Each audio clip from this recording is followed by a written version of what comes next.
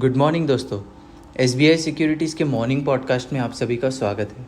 दोस्तों, आज के पॉडकास्ट में हम बात करेंगे कि निफ्टी और बैंक निफ्टी में हम क्या प्लान कर सकते हैं और ऐसे कौन से सेक्टर्स हैं जिस पे आपको फोकस करना चाहिए, और ग्लोबल मार्केट्स के बारे में भी आज हम बात करेंगे। आइए सबसे पहले हम ग्लोबल मार्केट्स को देख लेते हैं। बुधवार को तीनों बड़े US इंडाइसेस नीचे बंद हुए क्योंकि एनवीडिया के क्वार्टर फोरकास्ट ने इन्वेस्टर्स को निराश किया। नैस्डैक 1.1% गिरा, उसके बाद S&P 500 0.6% और डाउ जो है 0.4% गिरा। S&P 500 के लिए दोस्तों 5,580 और 5,560 का जोन इमीडिएट सपोर्ट के रूप में काम करेगा।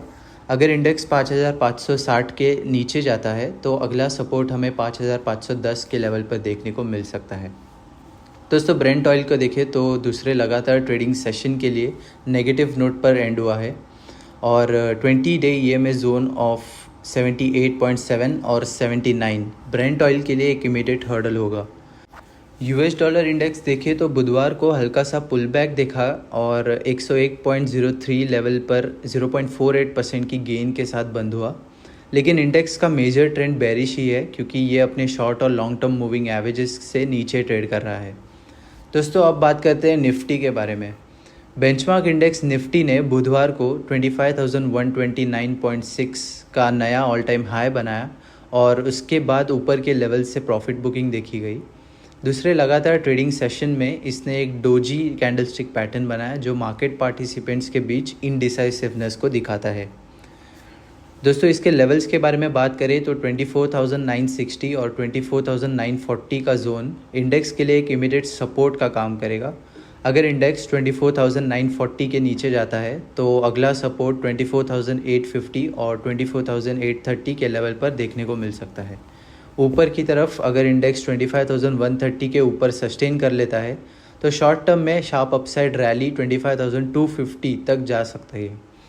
दोस्तों, डेरिवेटिव फ्रंट पर अगस्त फ्यूचर्स 0.12% से ऊपर बंद हुए और करंट, नेक्स्ट और फार सीरीज़ का क्यूमुलेटिव ओपन इंटरेस्ट 5.27% से बढ़ गया। दोस्तों, निफ्टी में से 15 स्टॉक्स में लॉन्ग बिल्टअप देखा गया और 6 स्टॉक्स में शॉर्ट कवरिंग रैली हुई, जबकि 19 स्टॉक्स में शॉर्ट बिल्टअप और 10 स्टॉक्स में लॉन्ग अनवाइंडिंग देखी गई। दोस्तों, 25,100 के स्ट्राइक पर सिग्निफिकेंट कॉल ओपन इंटरेस्ट है। उसके बाद देखें तो 25,200 के स्ट्राइक पर है।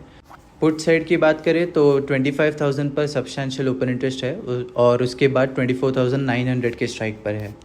दोस्तों, अगस्त मंथली एक्सपायरी के लिए OIPCR जो है 1.13 पर है और मैक्स पेन जो हमें दिख रहा है वो 25,000 स्ट्राइक पर है। दोस्तों, हमने बात की निफ्टी के बारे में, अब आता है बैंक निफ्टी पर। अगस्त के मंथली एक्सपायरी के दिन बैंक निफ्टी ने 227 पॉइंट्स के नैरो रेंज में ट्रेड किया, जो 18 मई 2024 के बाद से सबसे कम डेली रेंज था, जो इस बात का संकेत देता है कि दोनों बुल्स और बेयर्स ने मूव करने से हेसिटेट करते हुए पॉज लिया है।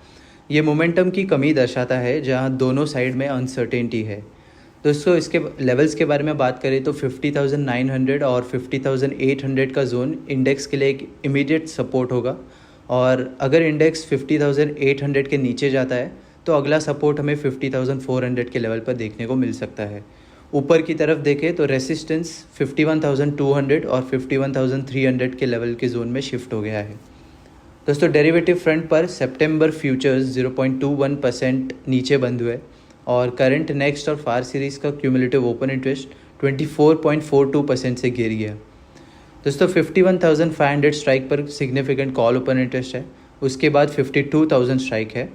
पुट साइड पर देखें तो 51,000 पर सब्सटैंशियल ओपन इंटरेस्ट है, उसके बाद 50,500 के स्ट्राइक पर है। अगले वीकली सीरीज़ के लिए दोस्तों OIPCR 0.86 पर है, जबकि सितंबर मंथली सीरीज़ के लिए OIPCR 0.98 पर है।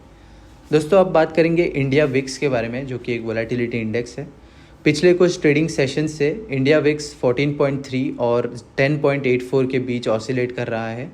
अगर ये रेंज तोड़ता है तो सिग्निफिकेंट डायरेक्शनल मूव ट्रिगर हो सकती है। दोस्तों, इंडेक्स के फ्रेश ऑल टाइम हाई तक पहुंचने के बावजूद एडवांस डिक्लाइन रेशियो जो है डिक्लाइनर्स की तरफ स्क्यूड है। अब दोस्तों, बात करेंगे ऐसे कुछ सेक्टर्स की जिस पे आपको फोकस करना चाहिए। बुधवार को निफ्टी IT ने डेली स्केल पर कंसोलिडेशन ब्रेकआउट दिया, इसलिए हम मान रहे हैं कि ये अगले कुछ ट्रेडिंग सेशंस में अपनी ऊपर की जर्नी जारी रखेगा। इसके अलावा निफ्टी फार्मा और Nifty health care short term में अपनी आउट परफॉर्मेंस कंटिन्यू करने वाले हैं।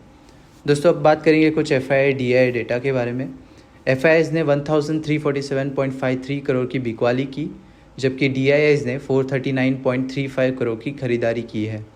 FIIs का long short ratio for index futures 61.52 पर है और नेट बेसिस पर उन्होंने 47,880 इंडेक्स फ्यूचर्स खरीदे। स्टॉक फ्यूचर्स फ्रंट पर FIIs ने 40,502 कॉन्ट्रैक्ट्स बेचे, जबकि ऑप्शंस फ्रंट पर FIIs ने 60,402 कॉल कॉन्ट्रैक्ट्स और 58,601 पुट ऑप्शन कॉन्ट्रैक्ट्स खरीदे।